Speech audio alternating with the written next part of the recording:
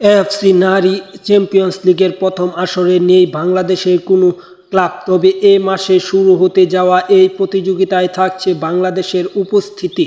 দক্ষিণ এশিয়ার ভুটানের club royal Thimphu college FC খেলতে এশিয়ার মর্যাদার এই আসরে খেলছে তারা।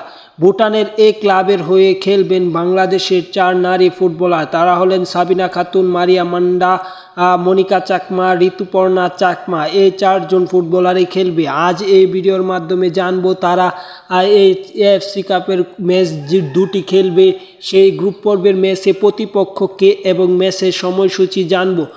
সোমবার সকালে বাংলাদেশ ছেড়ে তারা গিয়েছে থিম্পুতে। ভুটানের এই ক্লাবটি চ্যাম্পিয়ন্স লিগের প্রথম পর্বে খেলবে ডি গ্রুপে। প্রতিপক্ষ ইরানের বাম খাতুন ফুটবল ক্লাব এবং হংকংয়ের কিচে স্পোর্টস ক্লাব। গ্রুপ পর্বের 2 ম্যাচ খেলবে 25শে আগস্ট এবং 28শে আগস্ট এবং ভুটানের ক্লাব দুটি এই 4 ফুটবলারকে যাওয়ার পর প্রথম ছাড়পত্র দিতে চায়নি বাফুফে, কারণ অক্টোবরে সাব চ্যাম্পিয়নশিপ ছিল। বর্তমানে আবার ছাড়পত্র দেওয়া হয়েছে কারণ ভুটানে এএফসি কাপ খেললে বাংলাদেশের মেয়েদের অভিজ্ঞতা বাড়বে।